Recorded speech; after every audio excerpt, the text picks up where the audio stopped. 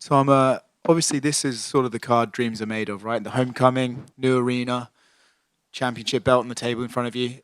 I feel like it's something that you will enjoy, but are you making sure this week that you need to enjoy it, and are you enjoying this week so far? I'm enjoying myself so far. Yeah, this is as you just said. Like when I got into this sport, which is quite a long time ago now, this is what I dreamed of: is being, weeks like this week, nights like Saturday night. This is I'm exactly where I'm supposed to be. By the way, who was sat here last? Paddy. Smells a bit strange up here. What's going on? Oh, must be you guys. But yeah, this is. I'm looking forward to it. Very looking forward. I'm looking forward to it very much. If, as some people are predicting, you defend the belt on Saturday, and then eventually they promote it to being the undisputed belt after John walks away, do you think this one should count as a title defense? I don't really know. I mean, I'm not really focused on that right now, to be honest. I'm just focused on like all that stuff is kind of like out of my control. Like all this political stuff with John and Stipe and the interim stuff and the defense stuff. Like, I'm not really too bothered about it. I just focused on beating Curtis Blaydes and that's it. As a percentage, how much harder are your hands after soaking them in the gasoline? Mate, they're like absolute stones. You know what? I seen them. Seen them new gloves. They sent me some of them new gloves, and they're a lot smaller than the other ones. There's a lot less padded on them, and I just thought, you know what? I need to harden the knuckles up, and that's the only way that I know how. So I've been doing the old gypsy method of dipping them in petrol, and it's the rock. They're like rocks, mate. Yeah. Is any part of you concerned about the obvious health risks of putting your hands in petrol for prolonged periods? What? Which are what? I don't know. I just feel like having a flammable liquid seep into your hands is probably going to cost you at some point. They're doing all right so far, mate. We'll find out on Saturday night, won't we? We'll find out if mate, if I get a disgusting knockout on Saturday, you better believe that half of the roster are going to be dipping the knuckles in petrol. So it'll be all good. I know, obviously, like life doesn't really go past this weekend, but should you get the win this weekend, does it make sense for you to be in November in Madison Square Garden in November watching those two fight? I mean, that'll be a lot of fun. I love New York, love MSG, so that would be great. Tom, right here. Before Curtis's last fight, he said that a lot of fans and pundits kind of view him as the gatekeeper of heavyweight. Like, Yeah. you can't be a contender until you face Curtis. But you yourself said that you take Curtis Blaydes very, very seriously. So do you view Curtis Blaydes as a gatekeeper, or is that just a moniker? No, I don't at all. I think the guy's been in the top five, top 10 for a long time. He's done basically everything that there is to do apart from win a title. Curtis Blaydes has done so. I respect him a lot. I respect what he's all about. I respect him as a person, as an athlete, everything. And I've taken him. I don't, yeah, whatever. I have taken him very seriously in the build-up, and I am taking this fight very, very seriously. I'm not looking past him at all. Obviously, a lot of people point to your athleticism and speed as kind of what sets you apart in the heavyweight division.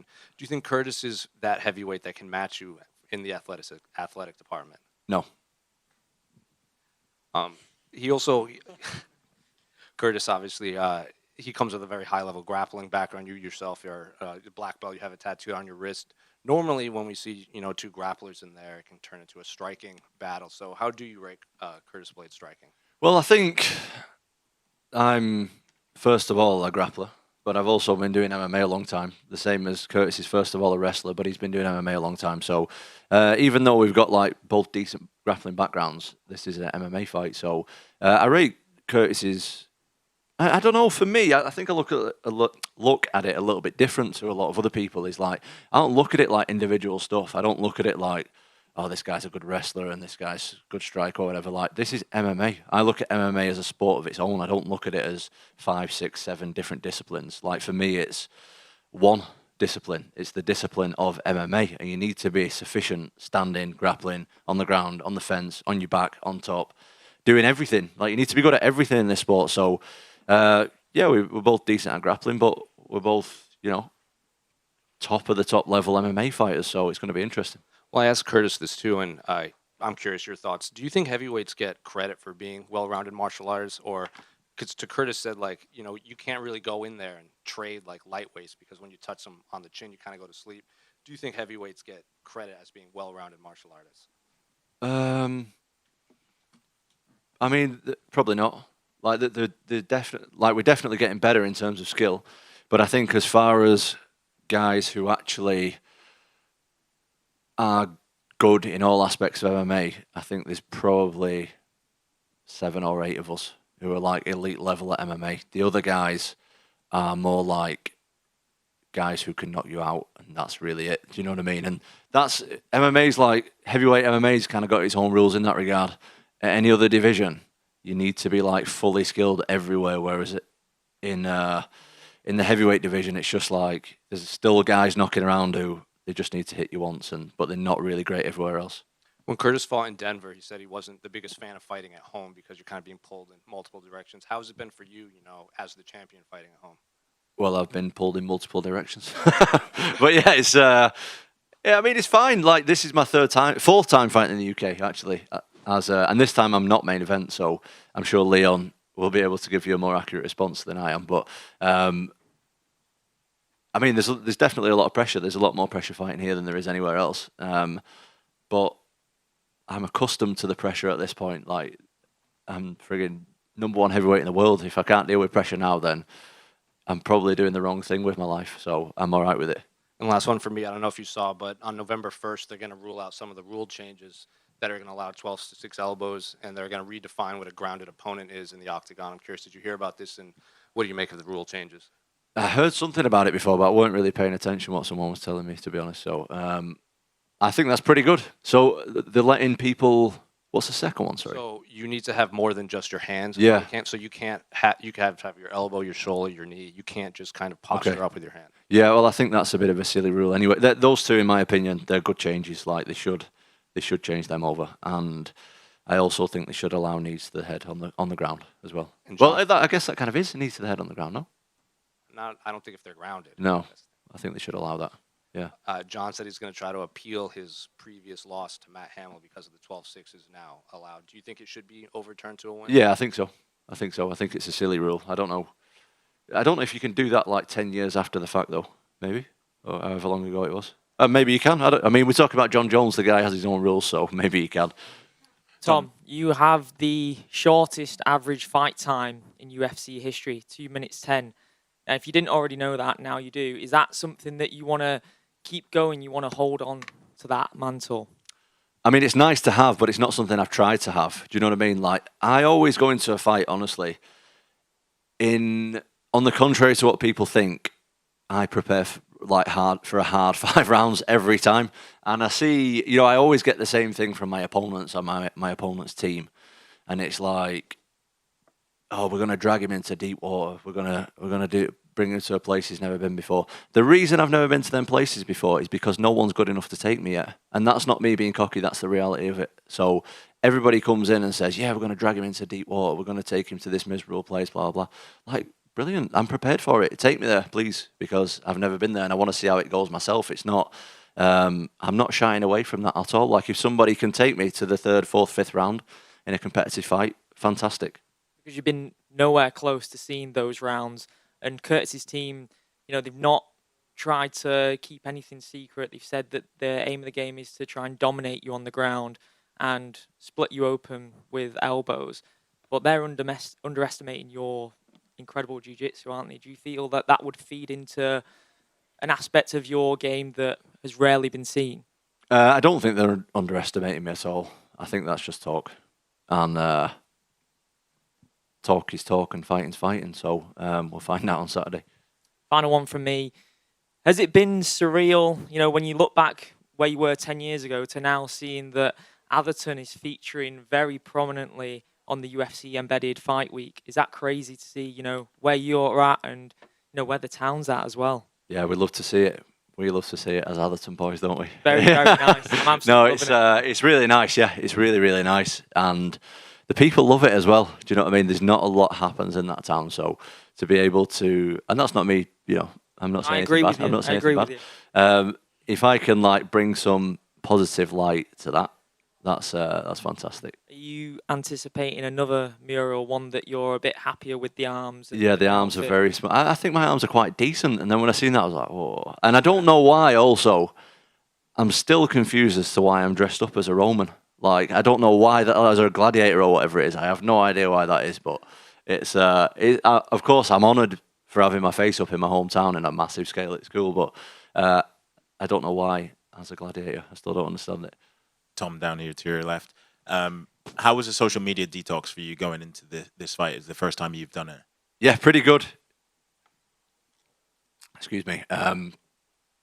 Yeah, a lot better than. I mean, I still use my phone and stuff all the time, but I'm just not scrolling all day every day. I would just, to anybody who's going through any kind of, if they're feeling overwhelmed in their life, if they feel like they've got too much on or whatever, or they're feeling a bit anxious about stuff. First thing you should do, cut out social media. Try a month without it and see how you get on. Do what I did, delete the apps so you can't go back on it again. Because I was seriously addicted to scrolling. And yeah, my life is a lot better without reading hundreds of people's opinions of me every day. Do you know what I mean? It's like every time I go on there, I get tagged in stuff and I read the comments. And That's a mistake. it's a mistake. It's a massive mistake, but it's an addiction like anything else. So the only way I was to tackle it really was to delete the app. And I've been back on here and there. Like, I had to get someone's number, so I had to re-download it and DM them and ask for the number. And before I know it, I'm scrolling again for another 10 minutes. So I got the number, deleted the app again. I had to do a social media post for a sponsor as well.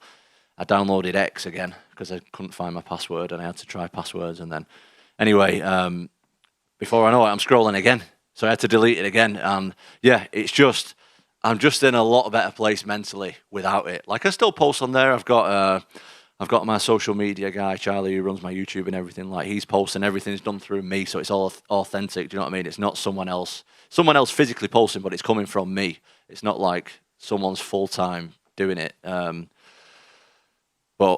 my life's a lot better without reading a load of people's opinions all the time. Honestly, I was at the spot where I was in a point where I didn't even really know my own opinion on stuff anymore because I'm reading too many other people's opinions. I don't know, we're getting a bit deep up here, but it was it was full on, and I'm better off without it. Yeah. Yeah, that led into my next question there, giving you a lot more clarity in this preparation for Curtis. Yeah, I mean, your life and fight preparation coincides a lot in my experience anyway. Like, if I'm not happy in my day-to-day life, I'm not performing too well in the gym. So I'm much happier without social media. I won't be going back on it after my fight either.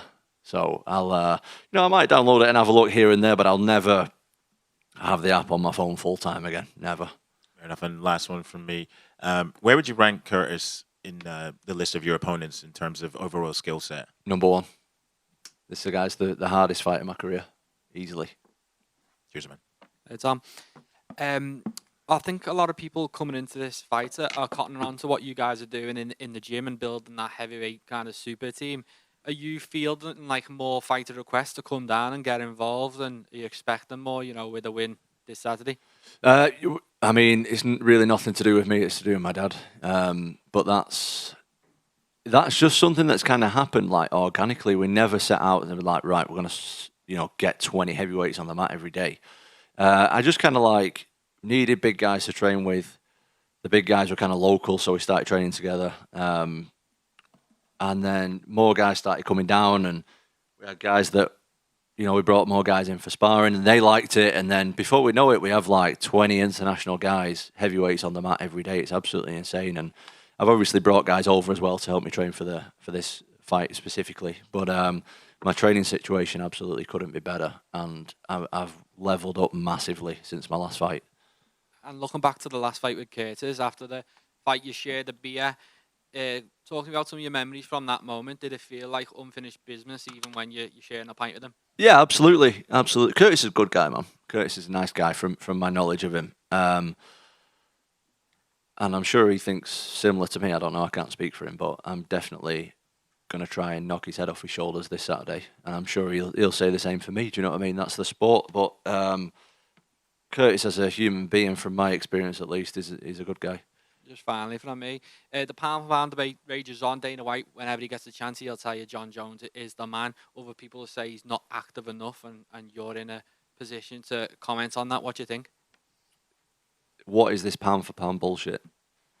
It's a load of rubbish. It's like saying, it just doesn't even make sense. Like, don't get me started on that shit. It's just like, how can you have a pound for pound? What does that mean if everyone's the same size? So how can you compare Demetrius Johnson's style to Brock Lesnar's style and say if they're the same? Like, they've got completely different attributes. It's like, I've got a bulldog, right? It's like saying, right, if my bulldog had a really long neck, it would win a giraffe or the bulldog. Like, it's absolute bullshit. How can you even compare it? It's a lot of rubbish.